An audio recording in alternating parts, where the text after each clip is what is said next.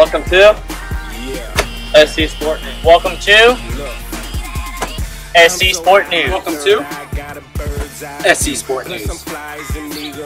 Welcome to SC Sport News. Welcome to SC Sport News. Hey guys, welcome to SC Sport News Show. I'm Ricky. I'm Austin. I'm Jason. I'm Dan. And behind the camera, we got the Mulatto Jones. So, Mulatto, what do we got in store for today? DeAndre Jordan signed a 4-year, $80 million deal with the Clippers. What do you guys think? Well, I think he had first verbally committed to the Mavericks, where I think if you say you're going to that team, that you should stay committed to that and not back out and go somewhere different. Yeah, and even though he did that verbal commitment before the signing deadline was there, if a player says that you're going to sign that contract, wait the week or whatever it was and sign it. Don't turn back on your word. And then, and especially with how he was talking about the players in the team, how he didn't want to be the third best player. He, in the back shadow of Chris Paul and Blake Griffin,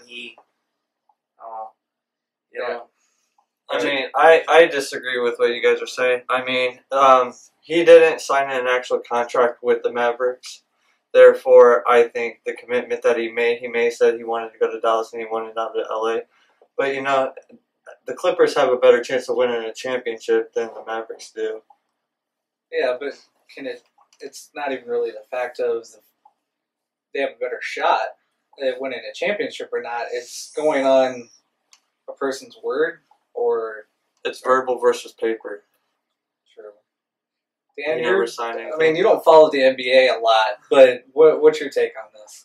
Yeah, I don't really follow the NBA, but I don't really think he should have did it. I mean, I don't care if it's verbal or contract. Where's he going to make more money at? Well, I don't know. cap room wise, probably with the Mavs, but I think he's just hungry championship. I think more people now are wanting that championship ring where they want to be on it. You see more and more today where there's 2-3 players that go and join a team instead of trying to do it on their own. They join forces with another. Well, another thing you got to look at too. What changed from the time that he said all that stuff about the Clippers and said that I'm done with LA. I don't want to be the third wheel. To verbally sign or doing that verbal contract with the Mavericks, to turning around and signing the contract that he did. When he first started doing this whole thing about saying that he wanted out of LA, he said him and Chris Paul weren't getting along there for a while either. They had a little feud going back and forth too, which happens with a lot of teams. But exactly. Why all of a sudden flip around and sign a Somebody talked to him, had to have talked to him and said something. Said, hey, we want you back. There was nothing that I saw that would change his mind at all, unless, because I think, Blake Griffin and Doc Rivers, I think, came to his house and kind of had their own little private interview. I heard something, I think it was on SportsCenter, them talking about they're not leaving until he signs his contract. They were even joking on Twitter where they showed a picture of a chair pressed up against the doorknob of his house, and then we're not leaving. Yeah. What other big signings we got coming out this week? Marc Gasol signed a 5-year, $110 million deal with the Grizzlies. How does that affect their team and their chances? I think that solidifies some of their starting five. Definitely a contender in the Western Conference. They were there. They still got some work to do. You saw them make it, up there. Once they got to the playoffs, they kind of hit a brick wall. But they did have some injuries that kind of cost them in the beginning of the playoffs with Conley. But then they also have multiple other pretty good players on their team with Zach Randolph, and they just recently signed Costa Koufis for a down low presence. And now they just went on and got Matt Barnes in free agency too. So help him on on the outside, and then on defense, he's pretty good addition. Along with Tony Allen, those two. I think the pieces are definitely there for them to be a contender. Mm-hmm. Like I said, they made it to playoffs this year. They had some injuries. They've got a couple good key signings now. As long as they stay healthy, they could contend for the Western Crown and take it from Golden State. You got to eat, but now when I talk about State, now you got to watch out for San Antonio too. With the Marcus Aldridge and I don't see them being with re-signing Tim Duncan, Ginobili. I don't see Memphis being Kawhi Leonard. Maybe they'll make the playoffs, but they won't go past. It's a tough conference to be playing in, though. Right. It's a lot tougher out west than it is in the Eastern Conference, where you have like 5 or 6 teams that are above 500 in wins, where you could have a team that don't have too many wins and they still make the playoffs, which I don't really agree too much about. I think they need to flip-flop teams around. I think they should just take the top 16 teams in the whole league. It doesn't matter if there's Eastern or Western. Yeah, if there's like 10 from the Western Conference, only 6 or so from the Eastern. Just be the. And you're seeing that in a lot of sports. I mean, look at the NFL last year. There's teams that didn't make the playoffs. Yeah, and then you had the the South that was the NFC South was horrible. 8-8 making the playoffs, or 7-9 still making the playoffs. Yeah, you don't even have a winning record, and you're making the playoffs. And it's not just, am I going to get a wild card? Am I going to get a wild card? No, I'm getting the division. Yeah, with a losing record. 7-9 making. 7-9. But getting back to the whole NBA thing, I think even if you win your division, it shouldn't really exactly get you a great spot, because I think the top 3. Each division winner gets a top spot in the playoffs, where you could have 10-plus teams from the West if they would turn it to the top 16 teams. Oh, yeah. Overall. You could have like 10-plus teams in the West, only like maybe 3 from the Eastern Conference actually make the playoffs, which I think would make a better playoff system, and more viewers could better basketball games. Like, that goes back to the East. There's no teams in the East that can really compete with teams in the West. About the only team right now in the East that can compete with the team in the West is, of course, Cleveland. Chicago, and I don't know who else. Like, out of those 2 teams, you'll have one or 2 others that may make a run, but like this year you had the Atlanta Hawks that had the best record. Even they had better than Cleveland did, and they just faltered in the playoffs. They didn't, especially when they had to go against Cleveland. They just choked. They got swept, I think. Yeah, they got swept in 4. 4 games. That was for sure. What else we got going in the NBA? It's reported that Joel Embiid will miss his 2nd year with a right foot injury. How does it affect the team? Well, he missed, last year they drafted him number 1 out of Kansas, where they thought he was going to be the future of the 76ers. And then he signed a 2-year, $9 million contract, and he's done nothing for the team at all. He missed completely all last year. He's going to be missing this year. Maybe that's why he's only making $9 million. I don't think that was too bad of a rookie deal, but it just goes. And when they did draft him, they knew that there was that possibility. Yeah, so I think that did hurt the deal a little bit. He had been injured in college as well, so they knew what they might be getting into, but they still did as well, thinking that he'd be their future center and future, bringing that team back from their horrible past few years.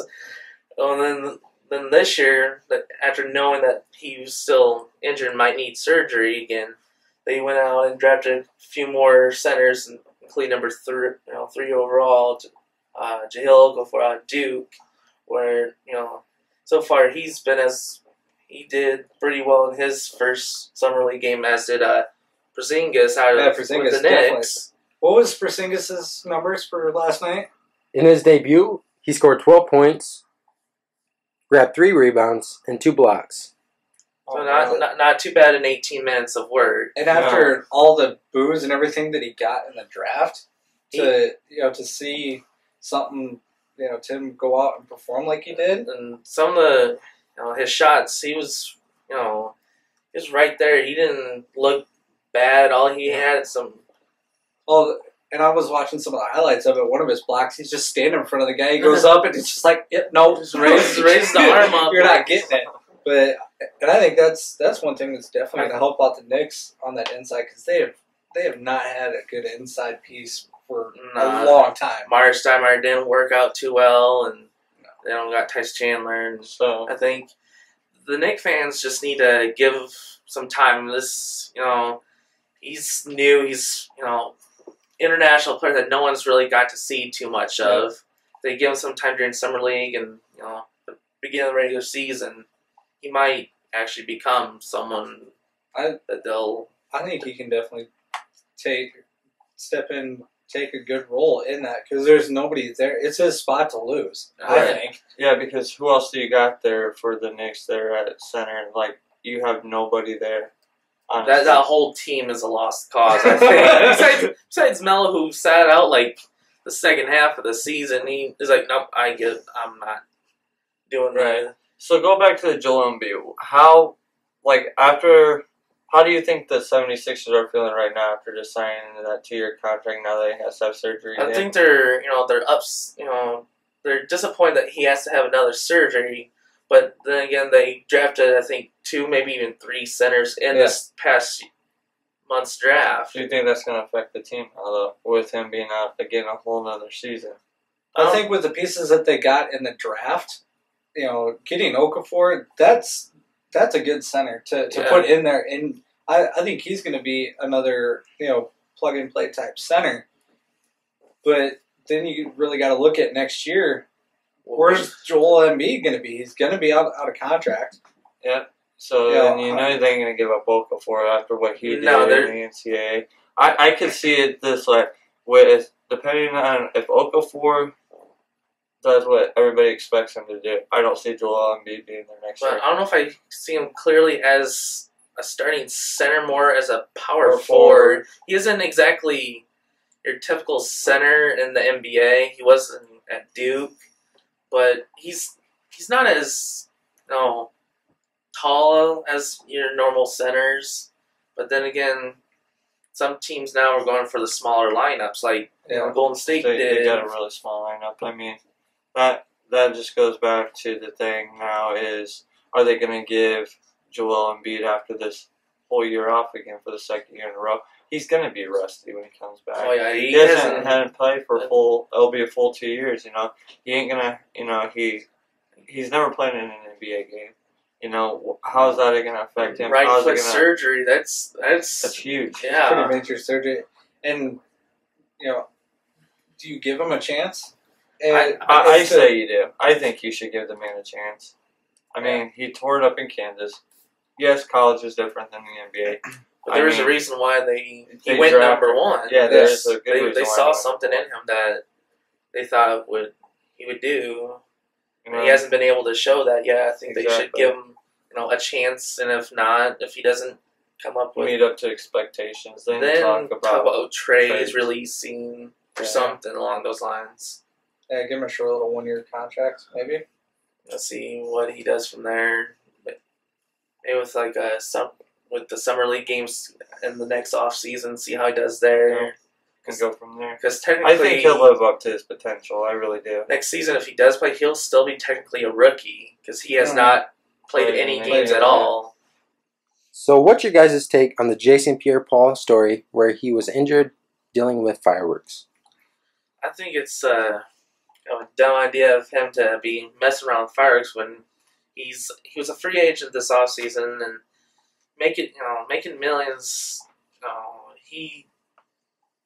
They hadn't signed him yet. Even if you're free agent, under contract, or anything, you're a professional athlete. That why would you be messing with fireworks up that close on stuff? I mean, I know I do it, but I'm not no professional athlete. And then to have your right index finger amputated and he fractured his right thumb too. How much is that going to affect his playing ability? Or his whole career could be on the line now. Yeah, there's not really talk of anything yet like that, but yeah, it's not out of the question. The season right I now. think it's going to have a big effect on him. I mean, losing an index finger, and he's a defensive end, correct? Yeah, going down. Yeah, he's going to have a hard time adjusting to the ground. It's going to be hard adjusting, first few games that he does come back. Well, and I was reading in one of the reports that with the his finger being amputated, he could come back within about 4 to 5 weeks from that. But the finger could take 6 to 8 weeks. Do you see him come back with the club that Clay Matthews had and try to play, or? I don't know if it's be hard for him to come back to because he was pretty big part of that defensive team for the Giants. He's a major threat on the defensive line. He was a huge. And he's going to be rusty, of course, but do you think they're going to try to bring someone in if he can't play? That's just going to go back to his whole durability of if he can play. If he can play, I don't see him bringing anybody else in there. Now, if he has a little bit of an issue trying to play, I still don't. Yeah, and he was a team leader in sacks this last season, too. That's going to have a huge part, losing your index finger and then fracturing your right thumb. That's going to have a huge part on him, Does anybody think he's just going to What about his contract, though? They were getting ready to sign, what was it, a 1-year, $14.8 million contract?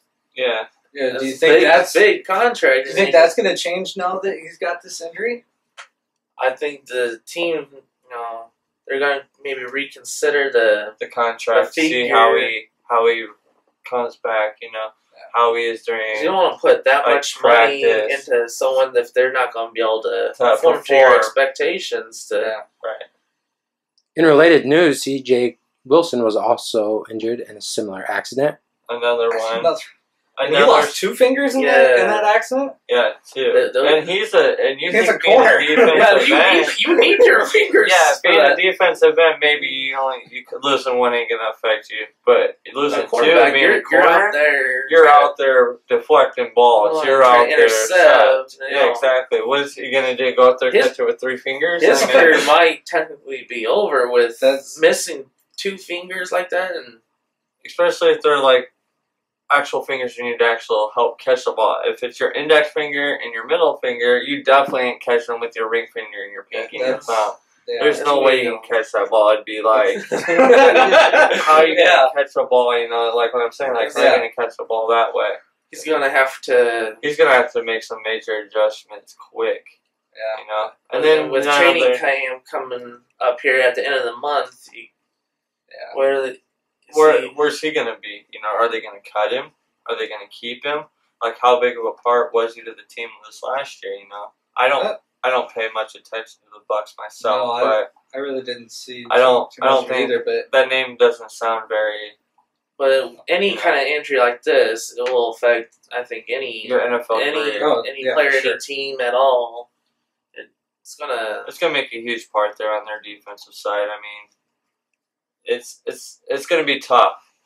Like I said, there's a big difference between being a defensive end and a corner. Defensive end, you try sacks, whatever. But being a cornerback in the NFL, it's all about your hands. Exactly. That's going to affect you way more than the defensive end will. For sure. It was recently reported that Greg Cardi's suspension of 10 games was reduced to 4. What do you guys think? Do you think it should have stayed at 10 games? Do you think they took away too many? Again, this goes back to the whole Adrian Peterson, Ray Rice case. All the different domestic abuse charges that's been in the NFL lately. Yeah, it's been domestic abuse with like Ray Rice. You got a whole season suspension for knocking his girlfriend out in the elevator. Adrian Peterson had the whole switch thing with his child. Now Greg Cardi has the thing with beating up his girlfriend. Was with Ray Rice, he got the whole season. Adrian Peterson got the whole season. Now Greg Cardi got 10 games. Now originally got dropped to 4. Do you think that was the right thing to do to drop it clear down to 4? I don't think with part of it, was the report that initially came out that says that his girlfriend was the instigator, but then when the cop showed up, they saw him instigating it. So it's hard to say exactly what happened with it. I think that's part of I think that's part of why it got dropped down. In my opinion, I don't think it should have, because we talked about it a little bit on the last show. The consistency of suspensions for certain things, whether it be domestic violence, drug use, player conduct, whatever it is, there needs to be a consistency across the board. Agreed. The NFL now, more than a few years ago, there's too much domestic abuse that and it seems like they're letting it go more and more every time. It seems like more and more it's happening. Yeah. The less time that players are actually getting to. Yeah. Well, and part of it too, same with anything that's going on with the drug use and everything. How much of that has been going on for so long, but now it's just coming out. It's up. It's top news. They're looking for it more, so they're finding more of these deals that were undercover before because no one was really looking for it, and now you've seen since the Ray Rice deal, it's just been an explosion of it. Yep. And you see now there's commercials on about how the NFL is against domestic violence and stuff like that, which I think it does need to be addressed. But why didn't they address it 10 years ago? Yeah, I mean it happened, but it didn't come out as much as it is now, where it's like you don't go a week without hearing some kind of domestic abuse allegation on sports. Yeah, and it's kind of filtering not just in the NFL, but you're seeing it across sports just in general. You're seeing it in the NBA. You're seeing it, Major League Baseball. You're seeing it. I think you see it more in the NFL than you do in any other sport, though. Yeah, and I think if one person gets a whole season suspension, I think it should be the same thing. Agreed.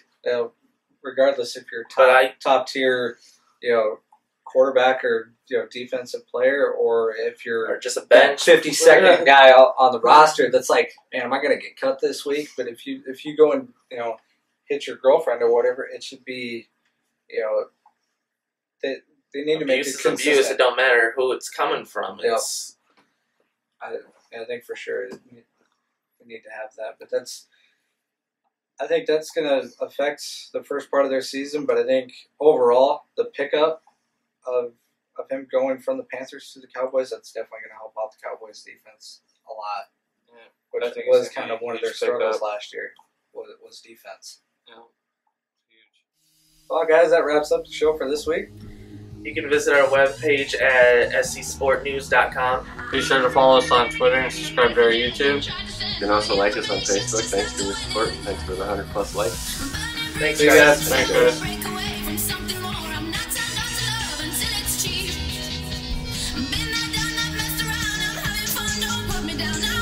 I was like...